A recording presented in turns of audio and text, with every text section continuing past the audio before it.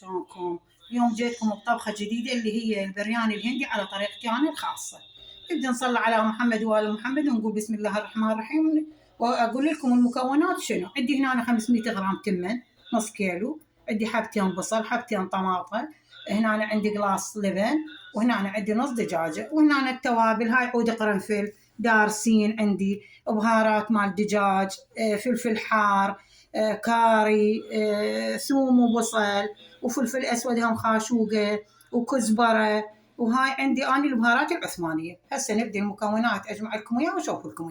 هاي البصل انا مسويته اجنحه، راح ابدي احمس بيه احمره وبعدين ننزل بالدجاج. هسه هاي بنات راح انزل انا الدجاج فوق البصل الاجنحه. هاي نزلت الدجاج وهاي راح اذب التوابل همينه وراح نبدأ نحمس. هسه هاي يتحمس عندي الدجاج والبصل بنات. هاي راح اذب الطماطة. طماطة انا مقشرتها بالمناسبة، يعني مخليه بس مخرج جلد مالتها. وهاي راح احط المعجون. انا ما قلت لكم معجون، ترى نسيته، بس هاي معجون لازم، انفت خاشوقة معجون وياه.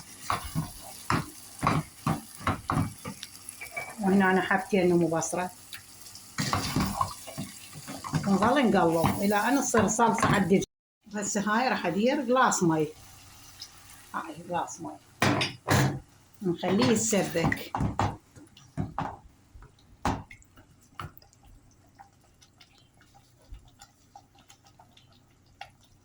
وهاي رشة ملح. هاي راح احط الصلصة. حطيت الصلصة مالت الدجاج، وهاي راح اذب الدجاج هنا بالجدر بالشعب، راح اخليه.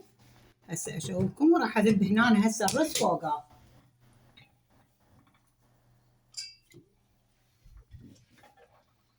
هذا الرز انا طابخته ومصفيته، بس مو يعني مستوي كامل، حباي لازم يصير لانه هو اكو صلصة، فعلى مود هو ياخذ مي الصلصة يشبع بيه.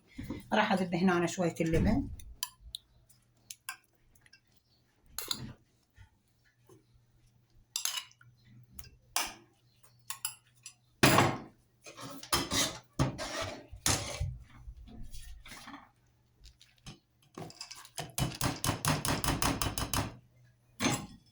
هذا كمل التمة كليته. وراح اذب الصلصة.